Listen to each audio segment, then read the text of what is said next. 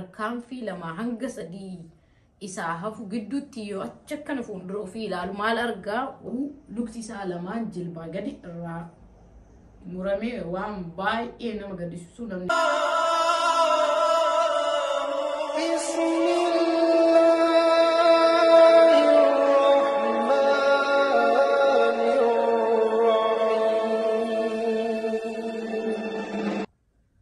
Assalamu alaikum warahmatullahi wabarakatuh. Akkam naga jirtanii fayyaa keessanii daawwattoonni keenya hunduu bakkuma jirtanii nageenya rabbii rahmanni isaa sanarraa jiraatu. Har'as akkuma baratamee viidiyoo haaraa isinii qabadhee dhufeen jira. Isin immoo hanga xumura qophii kootii afaan turaa sana dura garuu like, share, subscribe gochuu dandeettii salmaan mallattoo bilbilaa tuquudhaan maatii keenya ta'a isiniin jedha. Asumanuu gama sagantaa kiyyaatti ce'aa hanga xumura daawwadhaan affeerra kan kootii. Sagantichis maali yoo jettan waan baay'ee barnoota hedduu qabu tokkodha. Innis maaliin naanii mucaa ganna 16 tokkotu jira ture. Baadiyyaatti dhalatee baadiyyaatti guddate umrii 16 isaa yoo gahu immoo jireenya baadiyyaa kun mataa nyaata yookiin hiraarsee yennaan gara magaalaa Finfinneetti baqatee galee. So egaa magaalaa Finfinneetti baqatee galee mucaan kun wajjatee dirqama haadha isaa gargaaruu qaba. Obboleeyyan isaa xixiqqoos gargaaruu qaba. Dirqamni hedduun yookiin immoo responsibilitiin irra cimaa ta'e isarra fe'amee jennaan barnoota isaa addaan kutee magaalaa Finfinneetti galee mucaan kun sana booda egaa magaalaa Finfinneetti galee muuxannoo jireenya magaalaa kanas hedduu hin qabu. Mana nyaataa keessa qacaramee burcuqqoo dhiquudhaan yeroo sanitti qacaramee galee achumaanuu haadha isaas qarqaaraa obboleeyyan isaas qarqaaraa hojiilee humnaa tokko tokkos hojjetaa. Osoma adeemu guyyaa kan barnoota isaas itti fufuu akka qabu murteessee barnoota isaallee itti fufee maatis qarqaaraa akkasumatti adeemsuma keessa kutaa 10 gahee barnoota isaa kutaa 10 eega gahee booddee addaan kute jechuudha. Maaliif ikonomikaalii dadhabaa waan ta'eef namni isa cinaa dhaabbatu waan hin qabneef dirqama barnoota isaa addaan kutuu qaba. Maatii isaa qarqaaruu qaba. Ofis jiraachisuu qaba. Mucaan kun osoma akkasii jiraatu agartanii umurii ijoollummaa isaatiin waa hedduu dandamatee kutaa 10 gahee barnoota isaa addaan kutee maaliif waa hin dandeenyeef jechuudha. Sana booda akkasumatti odoo deemu dalagaa mana hoteelichaa keessaa hanga tokko guddatee jira. Manaajara hoteelaa ta'uudhaan tajaajilaa ture. Guyyaa kan osoma akkasitti jiraatu harmee isaa laaluudhaaf gara magaalaa Finfinnee irraa magaalaa san maqaa ishee dagatee jiraan of golchaa iddoo biraa deemee iddoo harmeen isaa jiraatan deemee guyyaa lamaaf boqonnaa fudhatee haadha ofii bira deemee jechuudha. Guyyaa lama booddee maal gochuu fedhaa akka karoora isaatitti gara iddoo dalagaatitti deebi'uu qaba jechuudha. Kanaafuu mucaan kun guyyaa lama haadha isaa bira ture. Guyyaa hanga murtaa'e tokko eeyyama ofii hin dheereffatee jechuudha. Eeyyamicha isaa dheereffatee sana booda haadha isaa bira ture yegguu gara magaalaa Finfinneetti deebi'uu hedduu konkolaataa biyya keenyaan beektanii yeroo ammaatti waa hunduu baqa haalaan jabaatee jira. Kanaafuu konkolaataa dhabee mucaan kun karaa irra osoo dhaabbatu osoo konkolaataa eeggatu lafti dhiite yookiin immoo halkanaa'ee jechuudha. Yeroo halkanaa'u kana mucaan kun gara manaa yookiin gara harmee isaa deebi'uuf hin feene. Sababbiin isaas ganama dirqama dalagaa eegaluu qaba. Dalagaa mooyoon eegallee galiin isaa irraa dhaabbataa jechuudha. Guyyaan eeyyama isaa dhumatee jira. Saniif iyyuu akkasuma ta'u hiriyicha isaa tokkotti yogguu bilbiluu konkolaataa fe'umsaa yookiin isa Sinotiraak jedhamu kana qabaa hiriyichi. Ana kana meeshaa fe'ee dhufaan jira. Na eegiitoo wajji deemnaa yogguu barbaadde jedheeni hiriyichi isaa bilbilee fi tole jedhee hiriyichi isaatii bilbileeni waamee hiriyichi isaatiin wal arganii hiriyichi isaa fudhatee deemanii jechuudha. Maaliif ol deebi'uun barbaanne gara harmee isaa gara dalagaa seenuu fedha.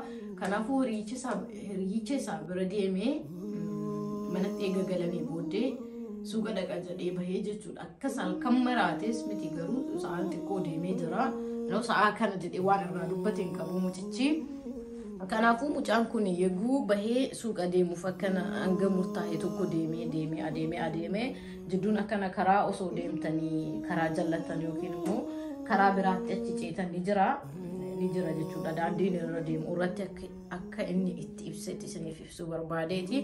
So mucaan kun osuma adeemuu fuuldura isaatti tarkaanfii lama hanga sadii isaa hafu gidduutti yoo acha kana fuuldura ofii ilaalu maal argaa waan inni yaadne waan hamaa ta'e isa eeggatee jechuudha. Akka inni waan easy yookiin waan salphaa godhee yaade sana easy hin taanee fi tun qadaruma waanuma rabbi fuulduran taata jedheeni mucaan kun maal arge fuuldura isaa tarkaanfii sadii fi afur booddee bineensa argee jechuudha. Bineensa namni hin beekne jirtan jedhee yaadu yoo meebi ijoolleen biyya kanaa to'ataa bosona deemteen ilaaltiin daawwatti akka daawwannaatitti ani mataan kootuu bineensi dhiibbaa gana hunda namarraan gaa waan jedhee beekuun qabu sana booda gaafadhe adda baafadhe jechuudha.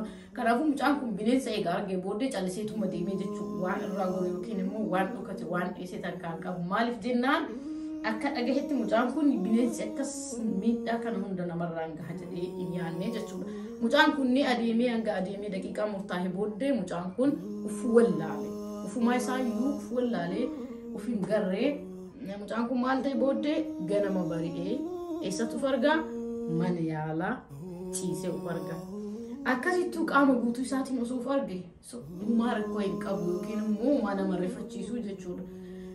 Mucaan kun qaama guutuu ta'ee dhalatee ganama yegguu irribaa ka'uu lukti isaa lamaan jilbaa gadi irraa muramee waan baay'ee nama gaddisiisu namni qaama guutuu ta'ee dhalatee ittiin deemee ittiin hojjetee sadarkaa kana gahee bineensichi san immoo nama nyaata yookiin immoo hagana narraan gaha osoo jedhee mucaan kun yookiin ni iyyaa yookiin duubatti dheessaa yookiin immoo jalaa dhukata malee gasii ittiin deemu jechuun maaliif muuxannoo isaa waan hin qabneef bineensi akkana nama godhaa isaa waan hin beekneef humaan an godhu jecha jedhurraa ka'ee itti deemee mucaan kun ganama immoo eessatti fargi mana yaalaati maaltu maal ta'e maaltu akkana na godhe yogguu jedhee gaafatu akkanatti bineensi si nyaateeti jibbaltuu kun jedhanii ilaalamee ilmoo namaati garuu jaallatee ittiin deemne garuu hedduu garaa nama nyaata hedduu namatti dhagahama baqa nama ta'anii horiiyyuu yogguu bineensi nyaatu waa baay'ee namatti dhagahama. Kanaafuu mucaan kun galateeffatee jira rabbii lubbuu kiyya naambisee galanni haa gahu jedhee jira. Maali akka namaa tokkotti waa tokko tuffachuun kennaa waa tokko homaa nama godhuu kun maalinni maal fidaa jedhanii waa tuffatuun booddeen isaa kana gartanii mucaan kun wanticha kana osoo sadhisee fuuldura isaatti argee osoo itti deemuu baate isarra murteessuu fedhee osoo taane akka gorsaati isin kaa'u fedheeti of eeggannoo akka gootaniif yookiin immoo wanti yegguu agartan wanti kun waan xiqqaadha homaa nan godhu jedhina keerlasiin ta'ina lubbuun deebiseen argamtuu qaamaa deebi'een argamu noomari artifishaalii argachuu hin danda'anii akka duraa utaaluu fiiguu akka fedhan ta'uun jiru guyyaa san irraa dhaabbatee jira jechuudha. Sana booda mucaan kun yegguu gaafatu maaltu na hambisee lubbuun kootu akkamitti bahee jedhee eega of beekee ganama halkan takka bulee eega of beekee booddee yoo gaafatu maal jaaniimi waardiyyaa teelee eegu tokkotu jira. So sagalee kan kee ati ufii kan keeti uf hin beeytu malee waardiyyichi sun ati akka hamaa iyyaa turte kophaa ofii bineensa sirraa baasuu waan hin dandeenyeef nama heddummeeffatee achi milishaan gandaan jiranii milishoota wajjin bineensa kana sirraa ari'ee poolisa waamanii poolisa naannoo sadii fuudhanii mana yaalaa si geessanii.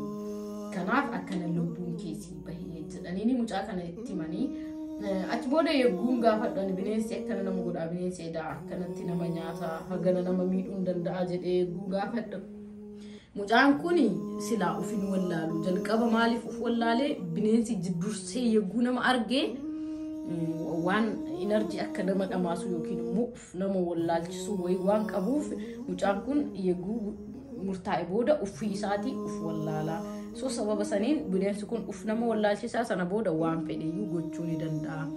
Saniif yoo bineensa argan yookaan laayitii yookiin ifaa isa maali kan akkana maabiraatii itti ka ibsan sanii fi dursanii argu. Dursanii argan nam dhamaasu yookiin immoo nam jaanjessuu humna akkasii hin horatu fiifuu sodaatee dhiyeessaa jechuudha.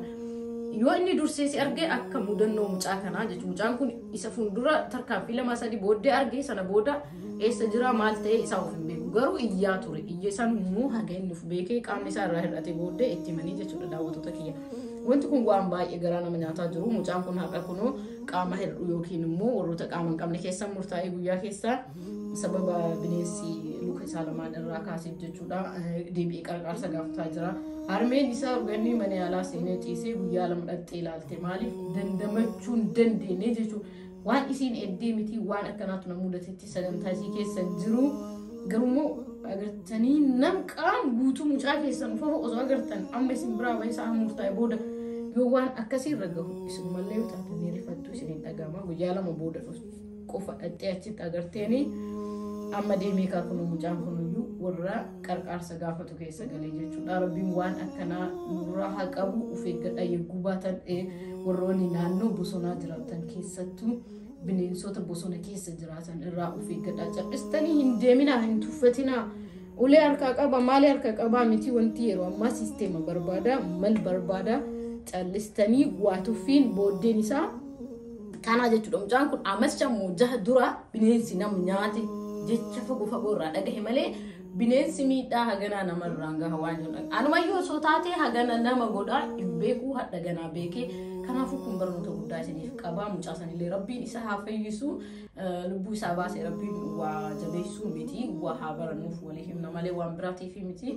Isa rabbiin fayyaa isaa deebisee haa kennuufi garuu doktoroonni qaamni kan kee deebi'uu baatus akkuma nama kamiyyuu meeshaa nam tolcheedhaan socho'uu ni dandeetta. Garuu akka duraaniitti utaaltee akka feete fiidee deebi'uu dandeessu. Kasanirraaf immoo lubbuun ima jiraata jedhanii jiranii saniyyuu yoo qabeenya qabaate meeshaa nam tolcheessan tolfata. Amma nama qarqaarsu kadhatu keessa galee amma qarqaarsa kadhataa jira jechuudha. Rabbiin balaa hamtuun irraa haa qabu. Daawwattoota kiyya barnoota guddaa isinii ta'a jedhee yaadaa keessattuu dargaggoonni keenya waa tuffachuu guddatanii of eeggadhaan dhaamsa kootii qophiin kan koo ka har'aa kana fakkaataa barnoota akka irraa fudhattan abdii guddaan qaba. Hanga sagantaa biraatiin walitti deebinutti isin yaada kan koo kana yoo jaalattan laayik sheer godhaa hiriyoota keessan biraan kaa isinis waan dhageeffattan sammuu keessanii qabadhaa isiniin jedha. Hanga sagantaa biraatiin walitti deebinutti assalamu alaikum warahmatullahi wabarakatuh.